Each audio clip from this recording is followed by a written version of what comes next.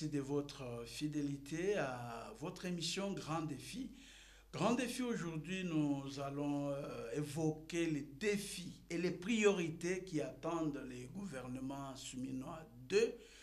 Et pour en parler, je reçois sur ce plateau le professeur Nico Omeonga, économiste de formation, professeur d'université, manager et président des ONG. Bonjour, professeur. Bonjour, monsieur le journaliste. Merci d'avoir accepté notre invitation. C'est moi qui vous remercie de m'avoir ici sur ce beau plateau. Voilà. Alors, depuis le 8 août, on a un nouveau gouvernement, Souminois 2. Et d'ailleurs, vous savez, lorsqu'on attendait le gouvernement, les cœurs battaient, et même de la première ministre, on pensait qu'on devait peut-être la changer. Et les gens pensaient à vraiment un gouvernement qui devait, un nouveau gouvernement avec un premier ministre et consort, mais elle au moins, elle a été reconduite et c'est elle qui continue à chapeauter le gouvernement.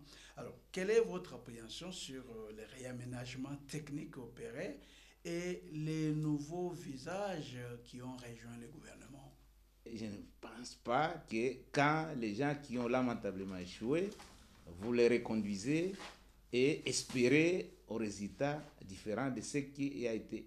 Non, je pense que c'est tout. Les Congolais, vous avez même vu, quand le gouvernement est sorti, personne n'a applaudi, personne. Personne. Bon, ici, c'est un style, c'est une figure de style, mais je dis la majorité. Nous parlons, on est en démocratie, je crois, nous parlons de la majorité. Ouais. La grande majorité des Congolais a été totalement déçue de ça. Parce que si vous m'avez présenté comme manager, le gouvernement aussi doit être piloté par des managers. Et les managers viennent au gouvernement sur base d'un contrat de performance. Mais comment un gouvernement qui a échoué lamentablement, qui s'est révélé contre-performant, et vous reprenez les mêmes figures, vous les permettez et espérer avoir des gouvernements. C'est pourquoi nous parlons d'un réaménagement technique. Quand Sakombi, qui était aux hydrocarbures, est maintenant aux ressources hydrauliques, l'énergie est ressource hydraulique. Quand Boussa, Jean-Lucien Boussa, qui était au portefeuille et maintenant à l'aménagement de territoire, on a quand même réaménagé. Vous pensez que ce réaménagement n'amènera à rien? N'amènera à rien, parce que ce sont les mêmes. On reprend les mêmes et on recommence. Bon, et je crois, le management, c'est aussi la théorie du bâton à carotte. Quelqu'un qui a, c'est-à-dire, il faut savoir sanctionner positivement ou négativement les gens. Quelqu'un qui a échoué dans un secteur, vous estimez qu'on peut les relever de là, les placer ailleurs pour faire mieux. Je ne pense pas. Je crois que quand quelqu'un a échoué, il faut les relever de ses fonctions et placer des Congolais ou des Congolaises qui ont et l'éthique et l'expertise et capables de faire avancer les choses. Surtout, on ne le dit pas assez, nous sommes en pleine guerre. La sécurité urbaine, elle est totale à travers les pays, la guerre dans l'Est. On aurait dû souhaiter qu'on ait un gouvernement comme on nous avait présenté, qui serait un gouvernement resserré. Mais continuer avec un gouvernement éléphantesque, alors qu'on aurait souhaité réduire sensiblement ces gouvernements pour dégager certains crédits afin de donner les moyens substantiels pour terminer la guerre. Peut-être qu'on va aborder cette question quant aux défis. Mais il y a aussi la grogne sociale. La grogne, s'il n'y a pas de grève déclarée, mais il y a des grèves larvées. Toute la fonction publique et tous les secteurs de la vie nationale sont paralysés. Et la pauvreté, l'insécurité à son comble. Parce que c'est paralysé parce que qui doit tenir la fonction publique? Qui doit tenir? Nous sommes à la RTNC, chaîne nationale. Est-ce que vous, je ne suis pas dans le rôle de vous poser des questions, est-ce que vous pouvez, si j'étais dans ces rôles-là, est-ce que vous pouvez me dire que vous travaillez dans des conditions optimales de vie et de travail? Tel n'est pas le cas. Si vous êtes les seuls, mais la grande majorité des travailleurs ici à la RTNC, et ils sont dans une précarité qui ne dit pas son nom. S'il faut revenir sur le réaménagement technique opéré, il n'y a pas que cette permutation, il y a aussi des nouveaux visages qui ont rejoint les gouvernements.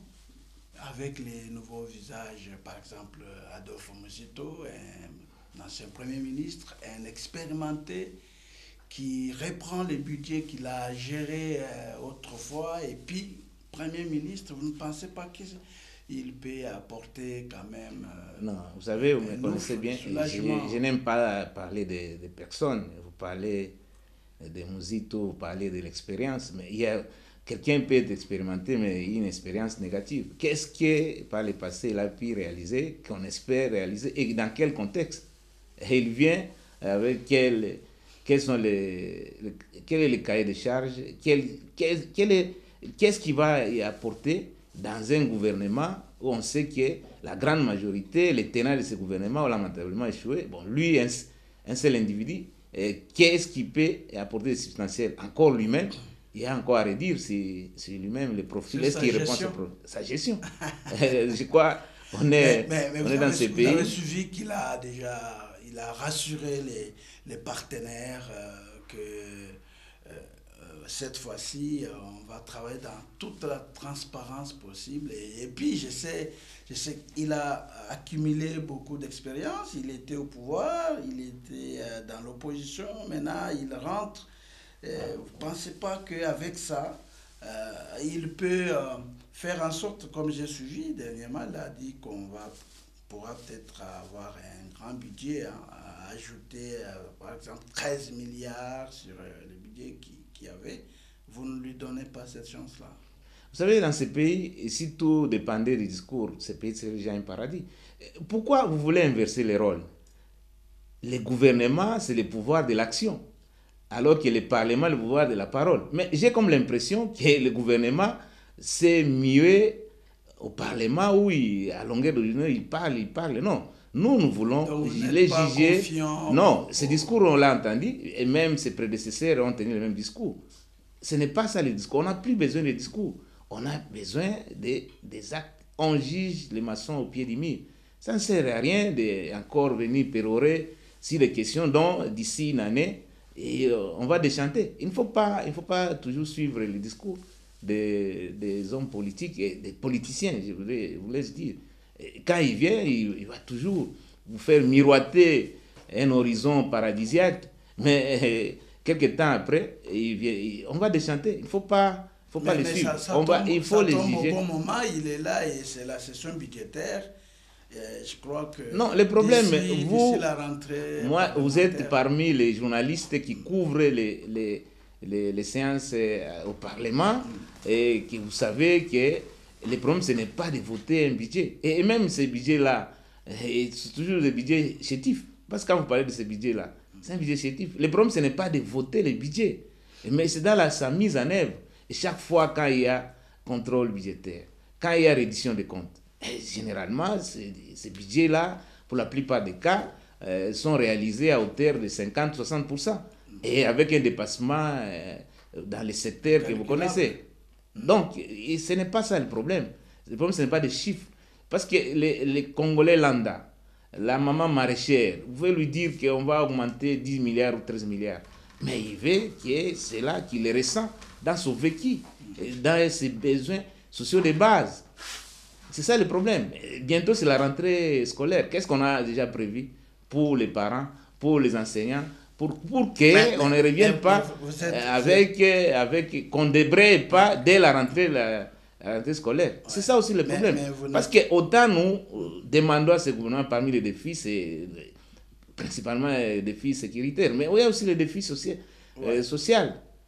La grogne, elle est là, elle est partout. Qu'est-ce qu'on a loué? Et comme vous le savez, dans ces pays, les gros des moyens qui sont générés par l'ensemble des Congolais sont malheureusement orientés dans les secteurs improductifs, c'est-à-dire les secteurs politiques, qui est toujours budgétivore.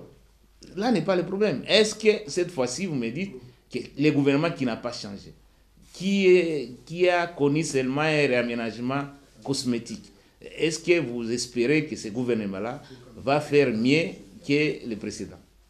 Parlons un peu sur les nombres de membres du gouvernement. 53. Avant, c'était... Non, 54. Parce que la première ministre aussi, elle est membre du gouvernement. Donc, Elle est aussi membre du gouvernement. Voilà, 54 membres du gouvernement. Et les gens estiment toujours que c'est gros, c'est beaucoup. Mais vous ne voyez pas l'immensité aussi de la RDC. La RDC est vaste. Nous sommes les seuls pays vastes. Mais si c'est en termes de... Même que ce soit la France, que ce soit les États-Unis, les Canada. Politique, hein, autant de partis. Non, quand le pays est en guerre, on se serre les ceintures. Quelle configuration politique? Cette configuration, depuis la mandature, elle a été là. Elle a monté ses limites. Quelle configuration? Et ne rêvez pas encore, n'essayez pas de remuer le couteau sur la plaie. On sait, quand vous parlez de configuration politique, vous voyez la configuration au Parlement, mais tous ces gens-là, on sait comment ils sont arrivés au Parlement. Personne, en tout cas, la grande majorité l'ont été par des jets de nominations et qui se retrouvent là. Donc, quelle configuration? Ces gens-là, est-ce qu'ils sont prêts à faire pour que réellement, que les peuples-là sentent que nous avons quand même des gens que nous avons élus qui nous défendent? Mais pour la plupart, les gens se battent pour aller au gouvernement, c'est pour se remplir plein les poches.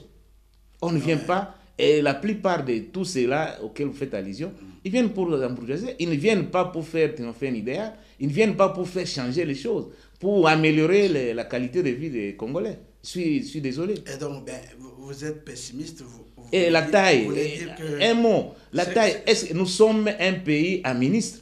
Parce que quand vous avez 54 ministres au niveau national, vous ajoutez 260 ministres au niveau provincial. Vous avez plus de 314 ministres. Un pays à ministre.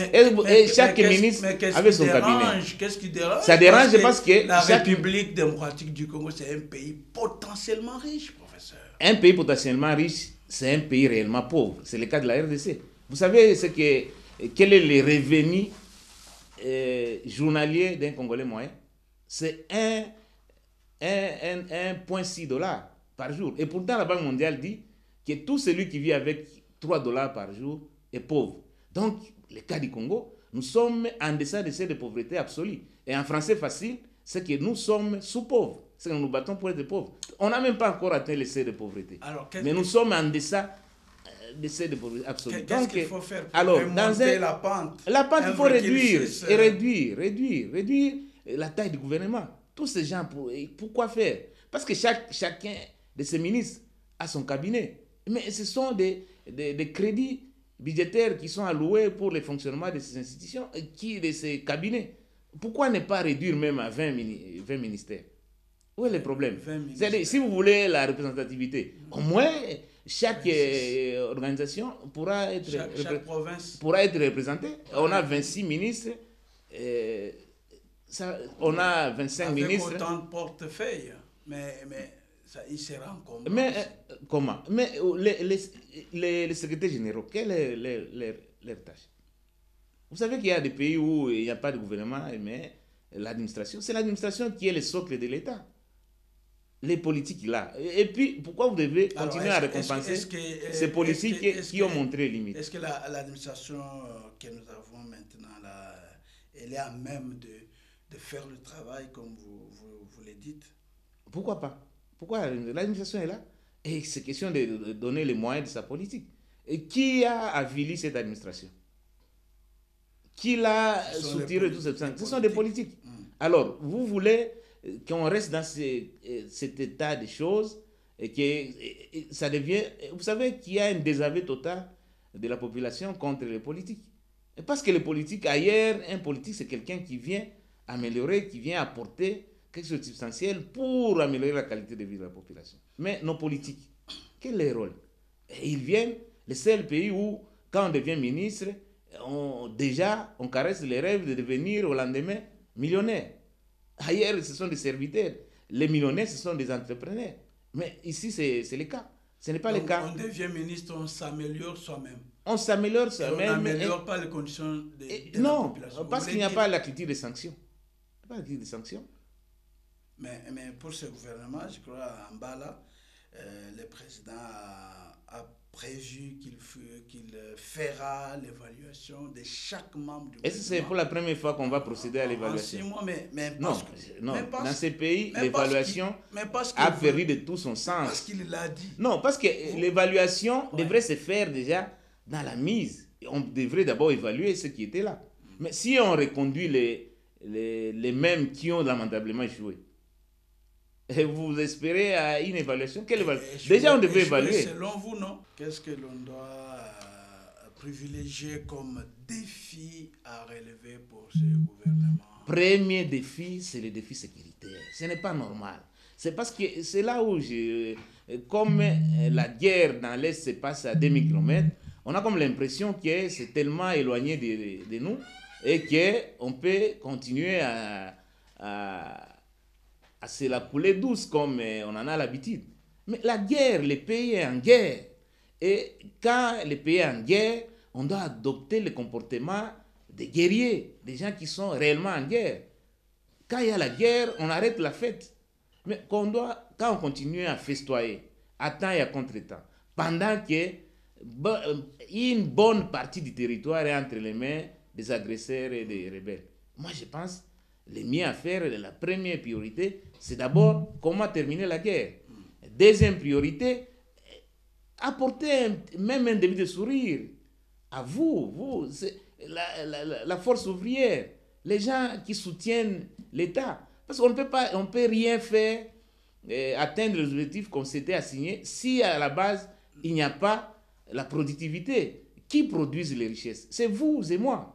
Mais si déjà les gens qui sont appelés à produire des richesses sont les cadets des soucis des gouvernants, comment vous attendre à l'amélioration de la situation politique et de la situation économique?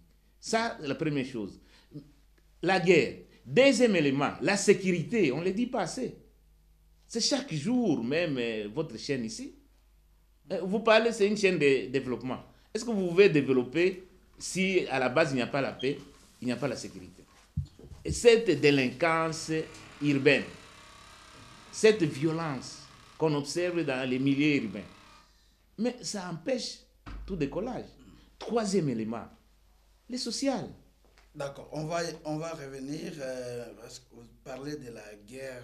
Alors, il y a déjà des efforts entrepris, même quand vous dites que le gouvernement a échoué, mais sur le plan diplomatique, on a quand même réussi à avoir la résolution 2773. Et puis, vous voyez, il y a des efforts avec les États-Unis.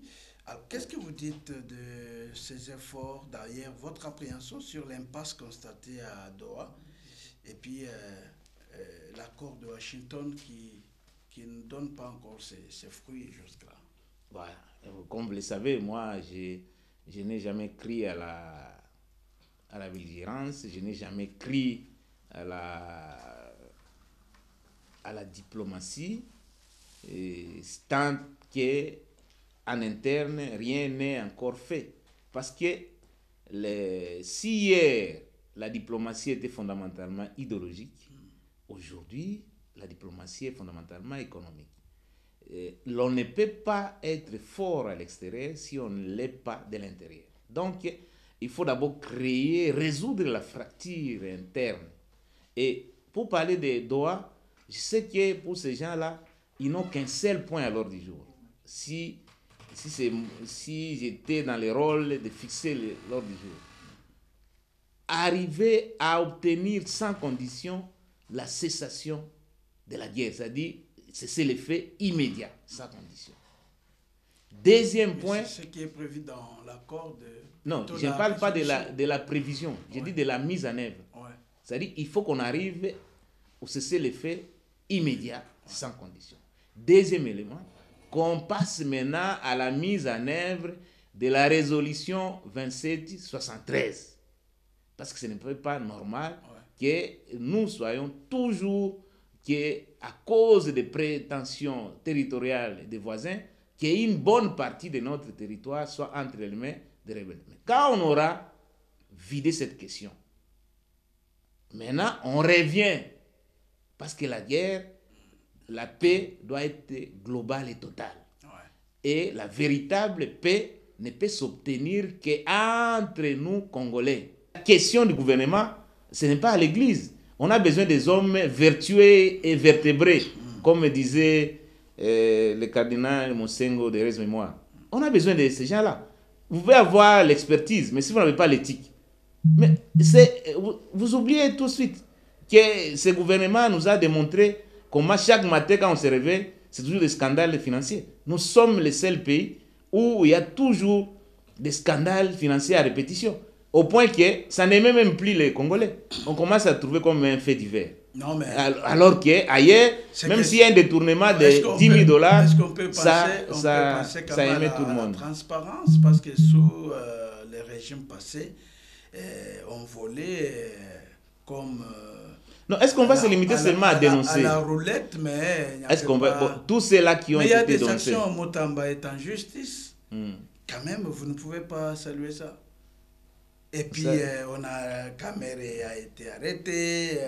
Vous avez suivi au moins autant de mémises sur des hommes d'État qui sont arrêtés. Et les résultats? Donc, mais sous quel a été les régimes anciens? Non, quel a été l'impact de tous ces vous énumérez là, dans les vécus quotidiens des Congolais? Vous voulez que l'impact... Mais quand quelqu'un détourne, et puis vous n'arrivez pas à récupérer ce qu'il a détourné, qu'est-ce que les Congolais lambda peut applaudir? Parce que c'est dont nous avons besoin, que l'argent qui a été détourné soit retourné dans le trésor public. Tel n'est pas encore le cas. Alors, le problème, ce n'est pas de dénoncer. Le problème, c'est comment il faut inquiéter les délinquants financiers. On n'est pas encore arrivé à ce point-là. Et même dissuader ceux qui se préparent à détourner. Mais si quelqu'un détourne... Alors, les actions qui sont visibles, vous ne pensez pas que ça peut dissuader lorsqu'on arrête un ministre de la Justice? Que ce soit on les juge. Visible, je veux bien, mais je veux que des actions durables. Le président de la République. Et lorsqu'on arrête les conseillers, les soi-disant les plus forts, on les arrête. Et après? Vous ne pouvez pas croire à ça. Parce qu'il y a la dimension pénale et la dimension civile. Donc, et la procédure, c'est quoi? Les ministères publics, quand ils mènent une action publique, il doit, c'est qu'il y a des indices probants de culpabilité. Donc on ne peut pas arrêter pour arrêter, on ne peut pas faire de l'acharnement. Donc la forme tient le fond. Donc si on arrête quelqu'un, c'est qu'on a suffisamment des indices qui démontrent que la personne a été dans une situation où il doit être jugé, condamné et sanctionné surtout. Alors, le président de la République a exigé au ministre une bonne gestion des ressources financières, privilégiant des actions au profit de la population. Comment y arriver? Donc, avant d'en arriver à ce point-là, on devrait d'abord restreindre, comme lui-même a dit, l'équipe. 43 ministres, 53 ministres, plus la première ministre, ça fait 54 membres du gouvernement, plus 260 ministres provinciaux, et chacun avec son cabinet. Comment vous allez mener des actions? Et ces gens-là, chaque conseiller touche peut-être 10 fois ce que vous touchez ici à la RTNC. Et vous espérez à ces gens-là qui peuvent faire mieux, qu'ils n'ont pas pu faire hier. Parce qu'on ne peut pas récompenser, gratifier quelqu'un qui a échoué. La sanction, elle est positive ou négative. Alors, comment arriver à une bonne gestion des ressources financières? Je sais que c'est votre domaine, vous pouvez quand même... Non, comment ça? Le minimum, c'est respecter même la chaîne de la dépense. Respectons ne plus que ça. Mais beaucoup d'actions, beaucoup de projets. Arrêtez d'exécuter des projets non budgétés. Vous prenez, vous réveillez, vous dites que non, on fait telle action. Mais quand on regarde dans le budget qui a été voté, une telle action n'a pas été prévue. Pourquoi on vote le budget? C'est que dans notre pays, la loi, la LOFIP ne dit pas plus grand-chose. Les budgets, quand on va au Parlement, c'est-à-dire, on vous autorise, parce que tous les Congolais ne peuvent pas vous autoriser et nous présumons que ceux qui sont au Parlement représentent réellement le peuple et vous autorisent. Mais quand vous passez outre ce que la représentation nationale a prévu, déjà c'est un couac. C'est une infraction. Et qui doit être condamné. On dit la chaîne de la dépense, il y a l'engagement. Par exemple, la RTNC ici engage pour améliorer, par exemple, donner la prime. Ça doit arriver au ministère du Budget pour la liquidation. On va voir, est-ce que la RTNC engage tel montant? Est-ce qu'il y a des crédits alloués à la RTNC? Oui. Il va liquider. Quand il liquide, il faut qu'il y ait ordonnancement au ministère des Finances. Le ministère des Finances doit juger de la bonne qualité des dépenses publiques. C'est vrai, vous avez le budget. Est-ce que c'est prioritaire? Est-ce que c'est opportun de libérer? Si c'est opportun, le ministre du budget ordonnance. Et puis le trésor public, au biais de la Banque centrale, libère. Est-ce que ça se fait comme ça? Ça, c'est au moins c'est classique. Commencez d'abord à respecter des choses simples avant d'envisager des choses beaucoup plus complexes. Pour arriver à une bonne gestion des ressources, il faut respecter la chaîne de dépenses, c'est ça? Respecter la chaîne de dépenses et puis éviter ce que j'appelle la prodigalité. C'est-à-dire? La prodigalité, c'est cette propension à gaspiller, à dépenser de l'argent. Ramenons ce que j'appelle la parcimonie. Il faut une gestion parcimonieuse, tendance à épargner. Parce que même un parent qui consacre le gros de ses moyens aux dépenses de consommation, c'est un parent qui se condamne à la pauvreté. Mais celui qui consacre le gros de ses moyens à l'épargne, c'est celui qui se prépare à la richesse et à l'amélioration de la qualité de vie de sa famille, parce que ce qu'il aura épargné, il va investir. Et ensuite, réduisons les trains de vie des institutions politiques. Ailleurs, les gros des moyens, on les oriente d'abord et surtout aux dépenses d'investissement. Ensuite, aux dépenses sociales. Il faut payer les salaires. Alors, et ensuite, les dépenses politiques.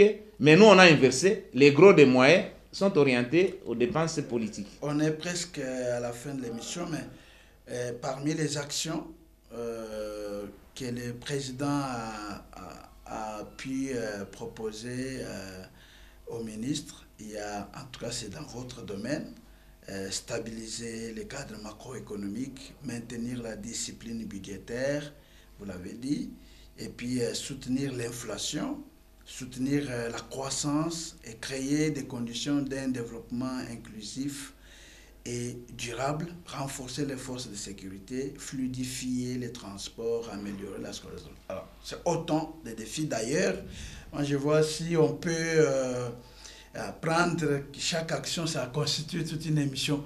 Alors, brièvement, comment parvenir à mener ces actions? C'est simple.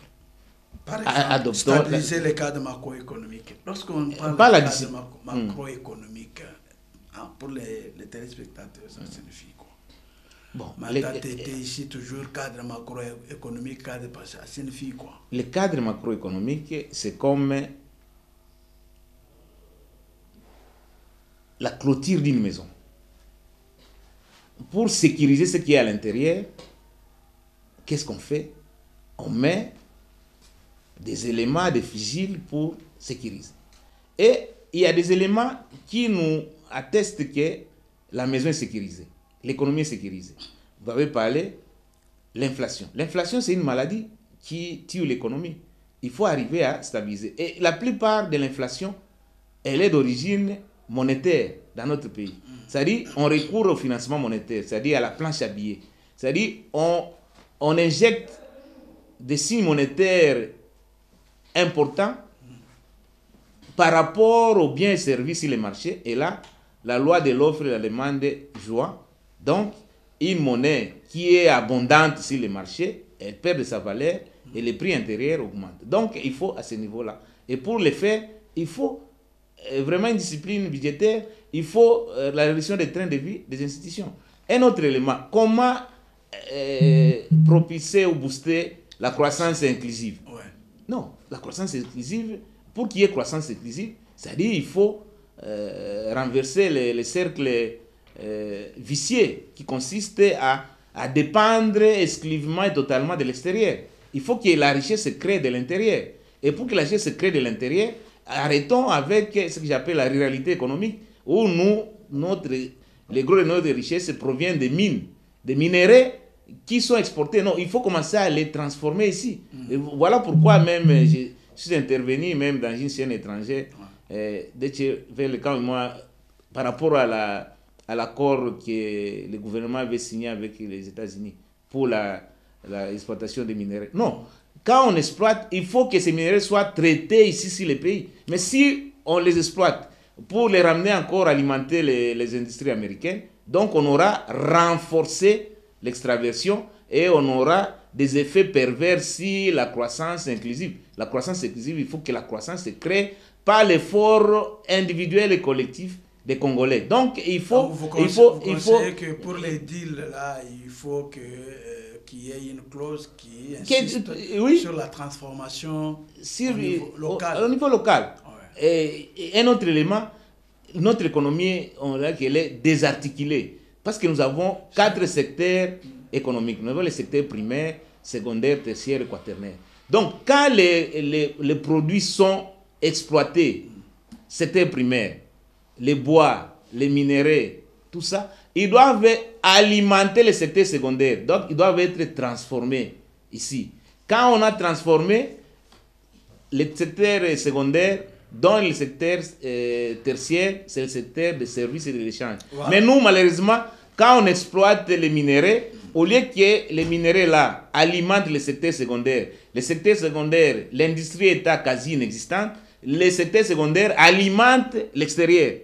Et pas d'effet d'entraînement et ce qui crée la détérioration des termes de l'échange. C'est-à-dire, un minerai qui est vendu à $100 nous revient comme produit fini ici à $1000. Donc, c'est nous qui devenons les dindons de la farce. Merci donc, beaucoup, si vous voulez vraiment la croissance inclusive, il faut que la richesse se crée de l'intérieur, comme dans tous les pays. Ainsi, ça sera des effets d'entraînement. C'est vraiment votre domaine de prédilection. On a fini pour aujourd'hui. Dommage que... Merci d'avoir été dans nos chaînes comme ici. Comme je l'ai dit, stabiliser cadre non, je crois qu'il faut organiser une émission assez élaborée ça, pour, parce que c'est là où nous plaignons, même les téléspectateurs sont d'accord avec moi. Ouais. Vous consacrez le gros de votre temps à mettre la musique et tout, c'est le théâtre. Mais quand il s'agit de questions de réflexion, vous nous rappelez tout le temps à l'ordre pour respecter les timings. On va vraiment y revenir avec force de détail, beaucoup d'explications. Merci beaucoup. Ça a toujours été un plaisir pour moi, une joie à partager, d'accéder dans la chaîne publique, la chaîne de développement, comme vous le dites, et que le développement ne peut se faire qu'avec le concours des uns et des autres. Nous devons y participer, ouvrir davantage l'espace à toutes les opinions, tous les courants, toutes les tendances. C'est dans la construction, dans la contradiction constructive qu'on pourra bâtir ce beau pays.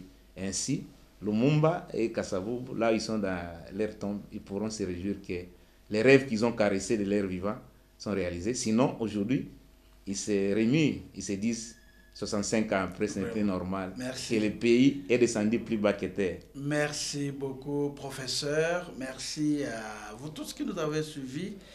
C'est la fin de l'émission. La suite au prochain numéro avec le même plaisir. Au revoir.